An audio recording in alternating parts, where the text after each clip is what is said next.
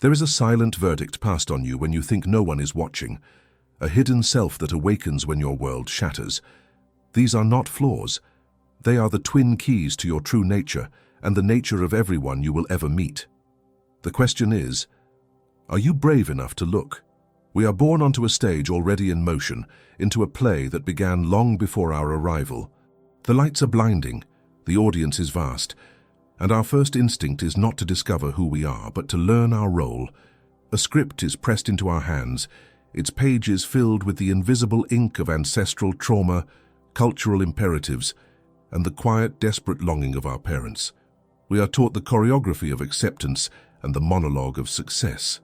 This intricate performance, this carefully constructed self that we present to the world, is the grandest and most tragic illusion of our lives. We call it our character. We judge it in others with the cold eye of a critic, and we curate it in ourselves with the nervous hands of an actor on opening night. We measure a soul by the firmness of its handshake, the eloquence of its speech, the consistency of its public narrative. We have become master architects of the facade, laborers in the endless renovation of our outward appearance, believing that if we just build it high enough, strong enough, beautiful enough, it will finally become real. This construction is what the great physician of the soul, Carl Jung, identified as the persona. It is the mask worn by the ancient Greek actors to signify their role, a necessary interface between our fragile, chaotic inner world and the rigid expectations of the collective. It is our ambassador to reality, our psychological skin, protecting the raw, vulnerable core of our being from the abrasive friction of social existence. In its proper function, the persona is not a lie, but a tool, a bridge, not a destination. But a profound sickness has taken root in the soil of the modern spirit. We have forgotten that we are the actor and not the role. We have fused with our own masks, mistaking the armor for the warrior within. The ego, that small bright island of conscious identity, has declared itself the entire continent of the self, and in doing so, has condemned the true, vaster self to a life of exile in the shadows. We invest a colossal amount of psychic energy into maintaining this illusion. It is the fuel for our anxieties, the wellspring of our imposter syndromes. It is the hollow echo in the cathedral of our achievements, the gnawing emptiness that follows a round of applause. It is the exhaustion that settles deep in our bones, an exhaustion born not from meaningful labor, but from the ceaseless, thankless task of holding a mask in place. We become so adept at the performance that we begin to believe our own press. We decorate the walls of our psychological prison and call it a kingdom. We trade the terrifying freedom of authenticity for the gilded cage of approval, and the world rewards us for it. Society, itself a collection of performers, reserves its highest honors for the most convincing actors. It has little patience for the messy, contradictory, and unpredictable truth of a naked soul. And so, we conspire in a collective fantasy, nodding at each other's masks, agreeing not to mention the trembling reality we sense behind them. The great error, the fundamental misreading of human nature, is to believe that character is revealed in the perfection of this polished surface. The truth is its perfect inversion. True character, the authentic substance of a being, is never witnessed in the scripted brilliance of the performance. It is revealed exclusively in the rupture. It is found in the fissure, the hairline crack that splinters across the porcelain mask when struck by the unexpected hammer of fate. It is in the unguarded moment, the slip of the tongue, the tremor in the voice, the shadow that flits across the eyes when one believes they are unobserved. These are not failures of character. They are bulletins from the soul.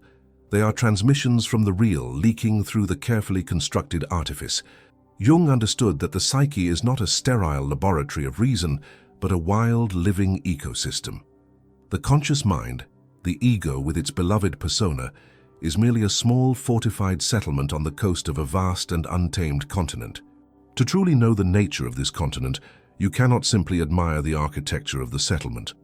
You must journey into the wilderness. The two things that reveal a person's core are not features on the map of this coastal city. They are the gateways to the wilderness itself. They are not personality traits to be listed, but existential tests that life, the ultimate psychopomp, administers to every one of us. These tests are designed to bypass the sentries of the conscious mind, to circumvent the ego's fierce control, and to throw open the gates to the unconscious, revealing the raw tectonic forces that shape our destiny from below. We have been trained to appraise the ship by the quality of its paint and the cut of its sails, but these two universal moments show us the roaring, fiery truth of its engine.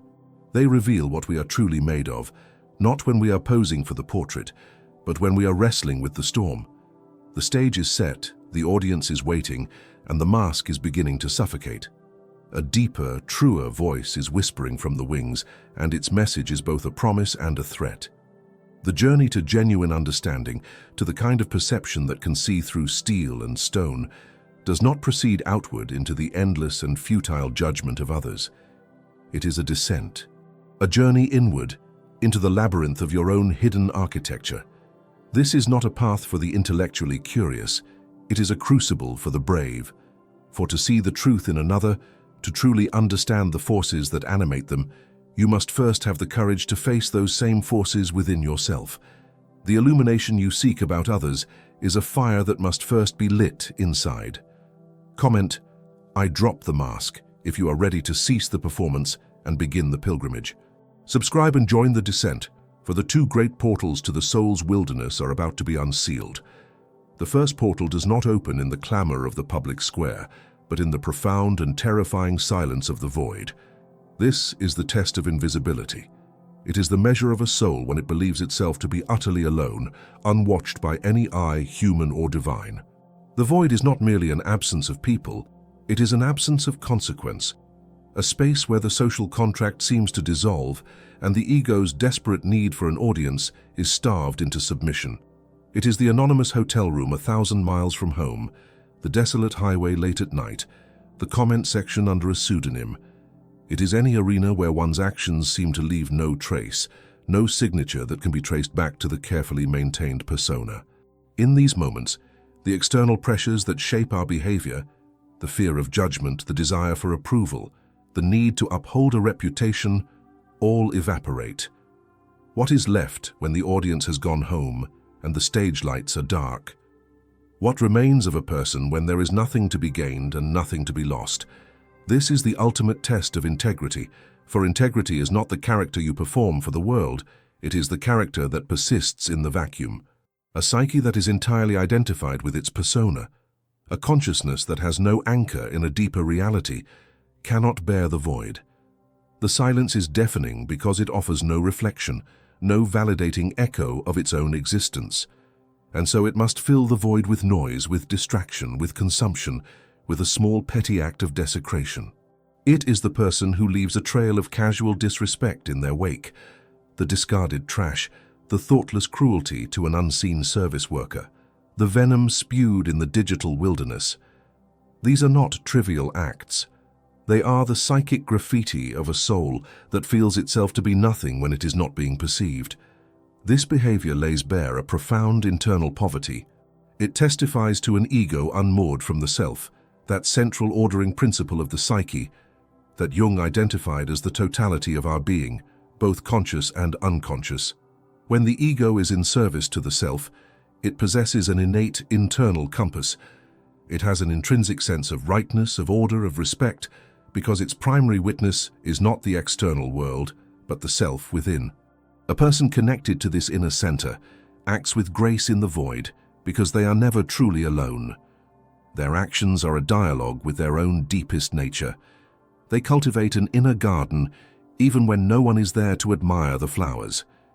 Their virtue is not a performance for a crowd, but a state of being, a resonance with their own soul.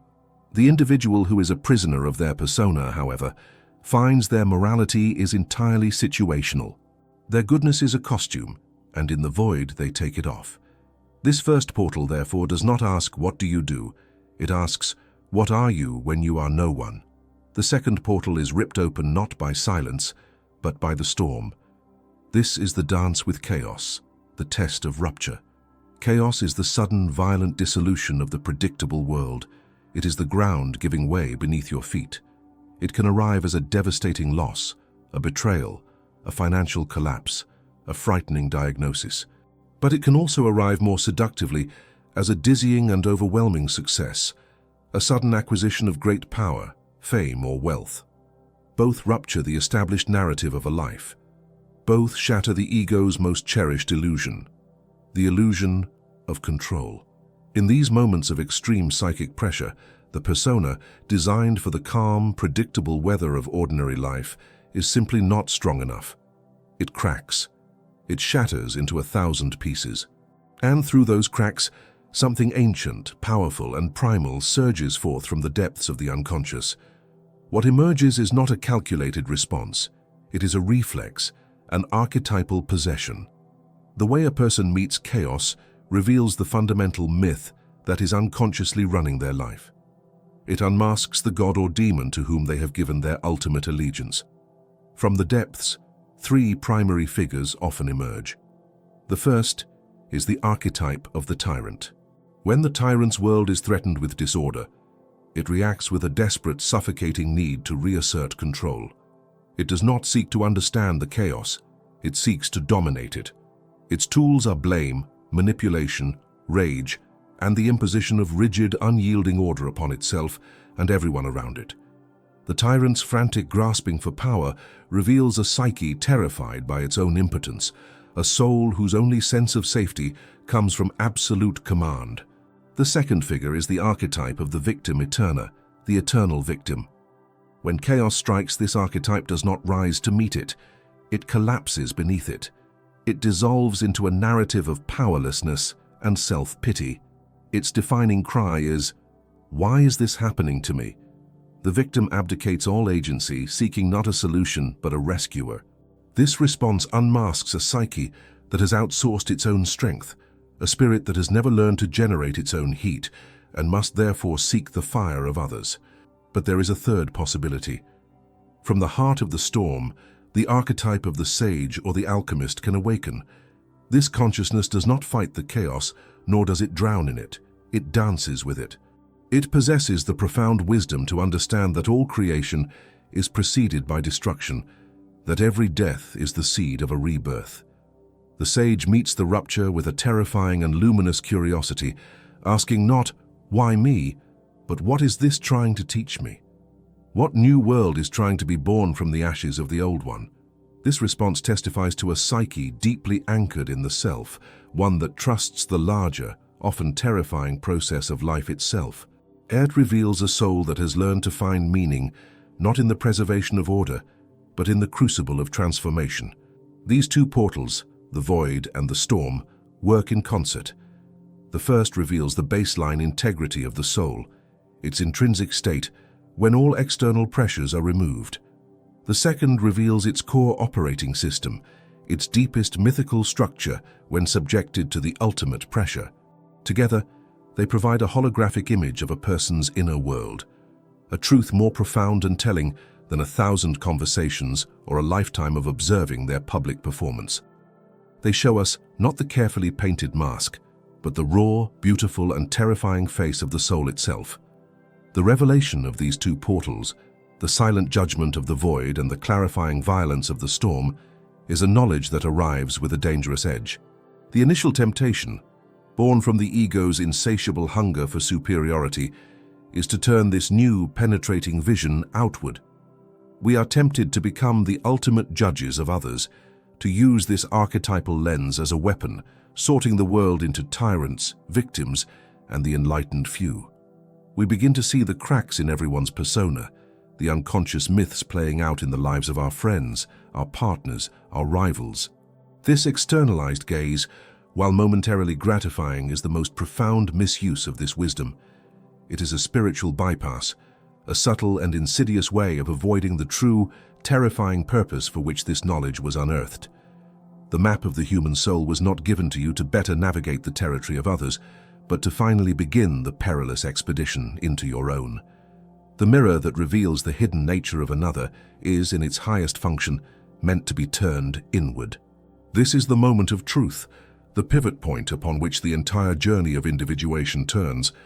It is the beginning of the great work, the alchemical process of transforming the lead of unconscious compulsion into the gold of conscious selfhood.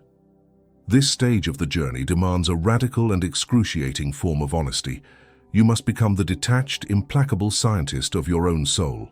The laboratory is your memory, and the data points are the moments of your greatest shame and most profound confusion. You must ask the questions that your ego has spent a lifetime constructing elaborate defenses to avoid. What do I become in the void? When the eye of the world is turned away, when there is no reward for virtue and no punishment for vice, what impulses stir in the depths of my being? Do I act from an internal center of gravity, a quiet dialogue with my own self, or do I become a ghost, a restless specter of appetite and resentment, my actions dictated by the shadow I refuse to own? You must revisit those moments of profound aloneness and observe, without flinching, the shape of your own invisibility. Then you must turn your gaze to the storms of your past. When the architecture of your life crumbled, when betrayal tore a hole in your reality, when failure stripped you of your identity, who or what emerged from the wreckage? Did the tyrant rise up, spewing blame and desperately trying to nail the pieces of a broken world back together? Did the victim dissolve into the floodwaters of despair, surrendering all agency to the currents of fate? Or was there, even for a fleeting moment, the quiet, steady gaze of the sage, searching for the lesson hidden within the loss? This self-interrogation is the very definition of confronting the shadow. As Jung articulated, the shadow is not simply the repository of our evil or negative traits. It is the container for everything within us that we have disowned, repressed, and refused to integrate into our conscious personality. It holds our untamed rage, yes, but it also holds our unexpressed power. It contains our crippling shame, but also our buried creativity and our most potent, life-giving instincts. The tyrant and the victim are not entities to be vanquished. They are shadow aspects of our own psyche, immense storehouses of psychic energy that have been distorted by our neglect. The tyrant's desperate need for control is the shadow of a profound, unrealized capacity for leadership and order. The victim's learned helplessness is the shadow of a deep, unacknowledged sensitivity and a capacity for surrender.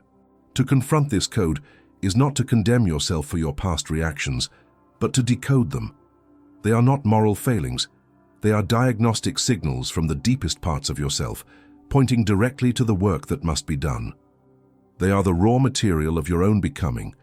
The price of remaining ignorant of this internal code is not damnation, but repetition. It is the dull, aching hell of a life lived in a loop. To be unaware of the archetypes that govern you from the unconscious is to be their puppet. You will find yourself drawn, with the magnetic certainty of fate, into the same self-destructive patterns, the same toxic relationships, the same cycles of boom and bust. You will project your inner tyrant onto bosses and partners, and then rage against their control. You will project your inner victim onto the world, seeing injustice and powerlessness everywhere, forever attracting situations that confirm this bleak worldview. Your life ceases to be a journey of discovery and becomes a closed circuit, a prison whose walls are built from the bricks of your own unexamined reactions. This is the true meaning of a cursed existence, not a punishment from an external power, but the inevitable consequence of a psyche at war with itself. But the reward for undertaking the courageous work of self-deciphering is nothing less than freedom. Not the superficial freedom of doing whatever one wants, which is merely slavery to impulse. It is the profound liberty of conscious choice. By integrating the energy of the shadow, by understanding the needs of the tyrant and the sorrows of the victim within, you reclaim vast reservoirs of your own power. You are no longer compelled to react in a predictable, archetypal pattern. When the storm comes, you have a choice. You can consciously access the focused power of the tyrant without becoming tyrannical. You can consciously embrace the vulnerability of the victim without becoming helpless. You have transformed the puppeteers of your fate into the trusted counselors of your soul. This is the birth of purpose from the ashes of pattern. This is how a destiny is not found, but forged. You have navigated the silent void and wrestled with the tempest. You have faced the disowned aspects of your own soul and begun the arduous process of decoding your internal myths. Now, before we unveil the final form of the individuated self, ensure you are subscribed. For the ultimate wisdom is reserved for those who complete the pilgrimage to the center of their own being. The journey's end is not an arrival at a static destination called perfection, but the emergence into a new state of dynamic, conscious wholeness. This is the gravity of a unified soul. The world, from this new vantage point, does not change, but your perception of it is fundamentally reborn. You have developed a new organ of sight, a form of psychic vision that penetrates the veil of appearances. You no longer merely see the carefully constructed persona that people present to you. You perceive the archetypal energies animating them from beneath the surface. It is akin to learning to see the wind itself, not just the leaves it rustles. You can sense the deep insecurity fueling the loudest arrogance, the unspoken grief driving the most relentless ambition, the terror of the inner victim masquerading as righteous indignation. This is not a cynical or judgmental perception. It is a profoundly compassionate one. You see the struggling human caught in the grip of a myth they do not understand, and you recognize it as a reflection of your own past struggles. You no longer need to categorize or label people, for you have moved beyond the crude language of judgment into the nuanced poetry of understanding. This inner transformation initiates a fascinating and seemingly magical reorganization of your external reality. This is the principle of psychic resonance. A psyche that has achieved a degree of integration, one that has made peace between its conscious ego and the vast territories of the unconscious, emits a specific frequency, a clear and stable energetic signature. This clarity acts as a powerful, silent force in the social realm. It functions like a psychic tuning fork. Those individuals who are heavily invested in a fraudulent persona, who are driven by the unacknowledged needs of their own shadow, will find your presence deeply uncomfortable, even intolerable. Your authenticity is a mirror in which they are forced to glimpse their own artifice. Your inner peace highlights their inner chaos. Your lack of neediness exposes the manipulative hooks in their own relational strategies. They will not consciously understand their aversion. They will simply find you intimidating, strange, or boring. They are not pushed away. They are repelled by a fundamental law of resonance, drifting out of your orbit because the dissonance between your integrated state and their fragmented one is too great to sustain. The masks they rely upon for survival are rendered transparent in the light of your self-awareness, and they will instinctively retreat to environments where their illusions are safer. Conversely, those who are on a similar path, however falteringly, will be drawn to you. Individuals who are also seeking truth, who are tired of their own performances and are beginning the difficult work of confronting their own depths, will recognize in you a kindred spirit. This attraction is rarely based on superficial commonalities. It is a resonance of the soul, a silent recognition that happens beneath the level of conscious thought. They are drawn to the quiet strength that emanates from someone who is no longer at war with themselves. They find solace in the presence of a person who does not require a performance, who offers the rare and sacred gift of a space where they, too, can begin to take off their own masks without fear of judgment. Your life begins to self-populate with authentic connections, not through effortful networking, but through the passive, inexorable law of psychic gravity. The unified soul does not need to search for its tribe. It becomes a gravitational center, and the tribe finds its way home. This is not about becoming a guru or a leader in the conventional sense. It is about becoming a locus of clarity, a still point in the turning world. Ultimately, the goal of this entire perilous journey, from observing the persona, to navigating the void and the storm, to confronting the shadow, is not to master the art of analyzing others, but to achieve sovereignty over the kingdom of the self. The two portals are not merely diagnostic tools, they are the training grounds for the soul. To learn to act with integrity in the void is to build an unshakable ethical core that is independent of reward or punishment. To learn to dance with chaos is to cultivate a faith in the life process that is stronger than the ego's fear of dissolution. The final state is not one of invulnerability, but of radical resilience. It is the ability to be fully present in the world, to love deeply, to work passionately, to feel the full spectrum of human joy and sorrow, but without being a slave to the unconscious complexes that once dictated your every reaction. The individuated person has not eliminated their tyrant or victim. They have integrated them. They can access the tyrant's ferocious focus when needed to protect a boundary, and they can embrace the victim's capacity for surrender when faced with a power greater than themselves. The archetypes are no longer their masters, but their powerful, trusted allies. Your character, then, ceases to be something you must constantly prove or defend. It becomes a fundamental quality of your presence, a silent force that shapes your reality. You are no longer a leaf caught in the winds of circumstance. You have become the compass, true to your own magnetic north, capable of navigating both the terrifying stillness of the void and the roaring heart of the storm.